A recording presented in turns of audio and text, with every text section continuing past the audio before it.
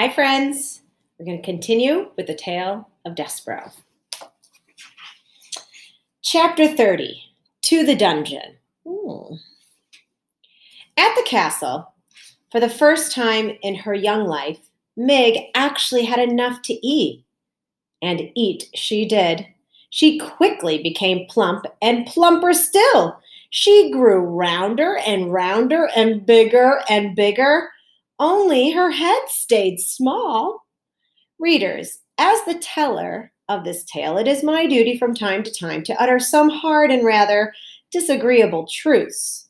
In the spirit of honesty, then, I must inform you that Meg was the teeny bit lazy. And two, she was not the sharpest knife in the drawer. That is to say, she was a bit slow-witted.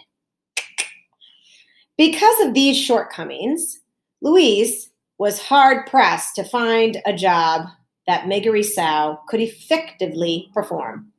In quick succession, Meg failed as a lady-in-waiting. She was caught trying on the gown of the visiting duchess.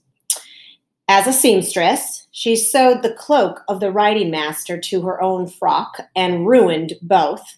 And as a chambermaid, sent to clean a room, she stood open-mouthed and delighted, admiring the gold walls and floors and tapestries, exclaiming over and over again, "Gore, ain't this pretty? Gore, ain't this something I've seen? Nothing like this," and doing no cleaning at all.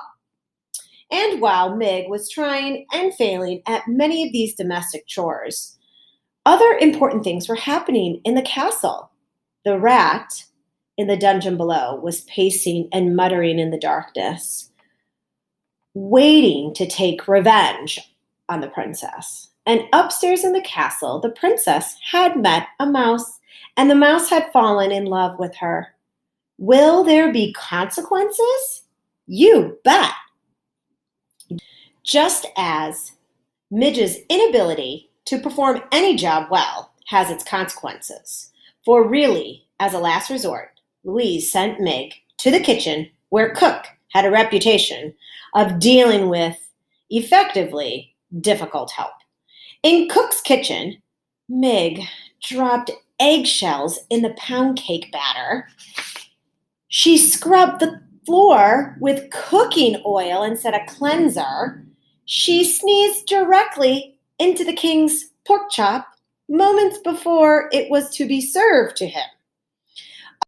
"Of all the good-for-nothings I have encountered," shouted Cook, "surely you are the worst, the most cauliflowered good-for-nothingest. There's only one place left for you, the dungeon."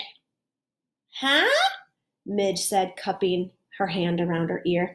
"You are being sent to the dungeon. You are to take the jailer his noonday meal. This will be your duty from now on." Now, readers, you know that the mice of the castle fear the dungeon. I must tell you that the humans fear it too. Certainly, it was never far from any of their thoughts. In the warmest months, a foul odor rose out of the dark depths and permeated the whole castle. And in the still, cold nights of the winter, terrible howls issued from the dark place, as if the castle itself were weeping and moaning. "It's only the wind," the people of the castle assured themselves. Nothing but the wind." Many a serving girl had been sent to the dungeon bearing the jailer's meal, only to return white-faced and weeping, hands trembling, teeth chattering, insisting that they would never, ever go back. And worse, there were whispered stories of those serving girls who had been given the job of feeding the jailer, who had gone down the stairs into the dungeon, and who had never been seen or heard from again. Do you believe that this would be Meg's fate? Gore, I hope not. What kind of story would this be without Meg? "Listen here, you cauliflower-ear fool," shouted Cook. "This is what you do. You take the tray of food down to the dungeon, you wait for the old man to eat the food, then you bring the tray back up. Do you think you can manage that? I reckon, said Mig. I take the old man the tray, and he eats what's on it, and then I brings back up the tray, empty as it would be, and then I bring the tray back up from the deep downs. That's right, said Cook. Seems simple, don't it? But I'm sure you'll find a way to mess it up. Huh? Said Mig. Nothing, said Cook. Good luck to you. You'll be needing it. Here's Meg, quite round now she is. And you can see, sadly, her cauliflowered ear. It's just all mangled. And there's the cook opening the door and showing her the deep downs.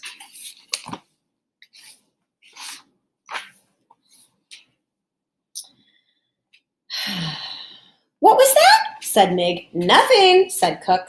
Good luck. You'll be needing it.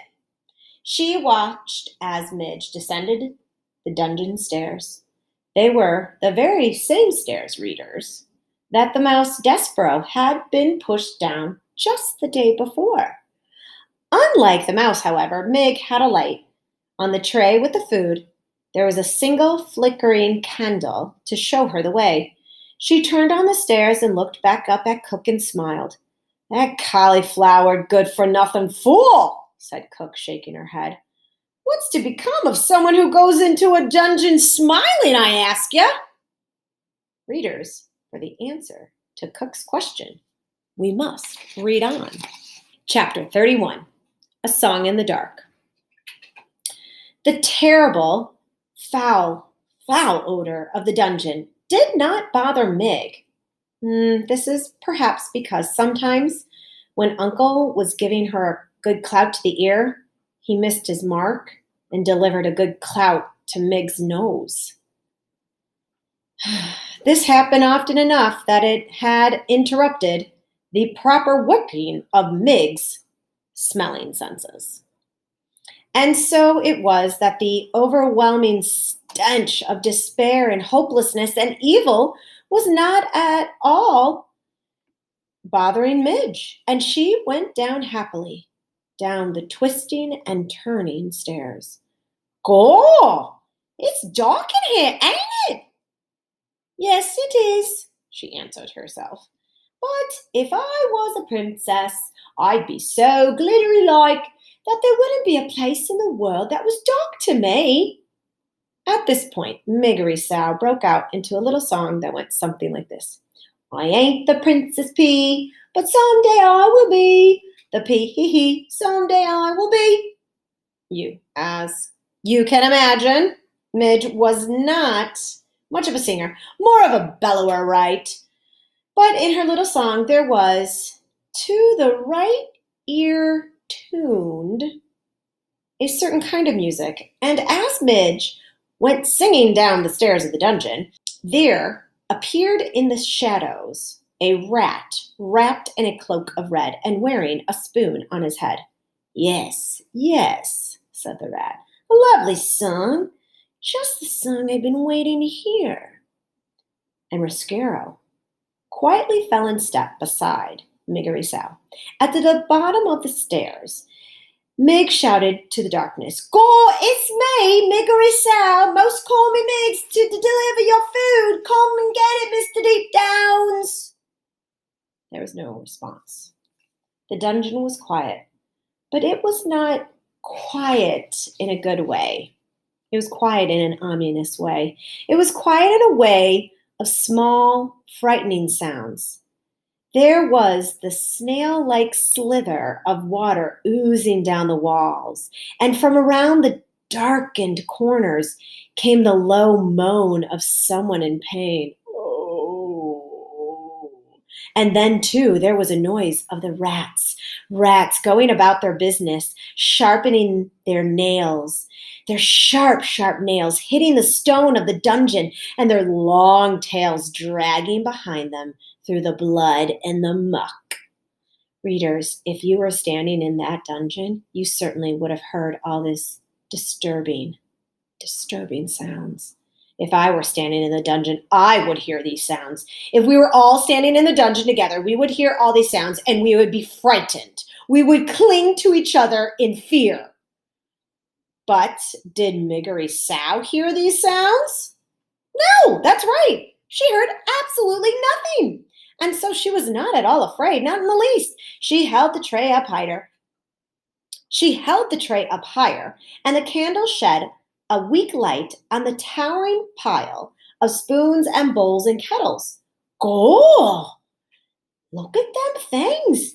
I ain't never imagined there could be so many spoons in the whole wide world, said Mig. There's more to the world than anyone can imagine, boomed a voice from the darkness. True, whispered Scarrow. The old jailer speaks the truth. Go! Who said that? Asked Midge, and she turned in the direction of the jailer's voice. Chapter 32. Beware of the rats. The candlelight on Mig's tray revealed Gregory limping towards her, the thick rope tied around his ankle in his outstretched hand. You, Gregory presumes, have brought food for the jailer. Good. She took a step backwards. Give it here, said Gregory, and he took the tray from Mig and sat down on an overturned kettle that had rolled free from the tower. He balanced the tray on his knees and stared at the covered plate. Gregory assumes today that there's no soup. Huh? Said Midge. Soup, said Gregory. Illegal, said Midge. Most foolish, Gregory said, as he lifted the cover off the plate. Too foolish to be born. A world without soup? He picked up the drumstick and put the whole of it in his mouth, chewed, and swallowed. Woo, here, said Mig. You forgot the bones. Not forgotten, chewed. Gore, Midge stared at Gregory with respect. You eat bones? You're the most ferocious. Gregory ate another piece of chicken, a wing, bones and all, and then another. Mig watched him admiringly. Someday, she said, moving in suddenly to tell the man her deepest wish, I will be a princess. At this pronouncement, Roscaro, who was still at Mig's side, did a small and deliberate jig of joy in the light of one candle. His dancing shadow was large and fearsome indeed. Gregory sees you, rat, he said to the rat's shadow. Roscaro stopped his dancing, and he moved a little bit beneath Mig's skirt. Eh? What's that? Said Mig. Nothing, said Gregory. So you aim to be a princess? Well, everyone has foolish dreams. Gregory, for instance, dreams of a world where soup is legal, and that rat, Gregory is sure, has some foolish dreams too. If you only knew, said Roscaro. What?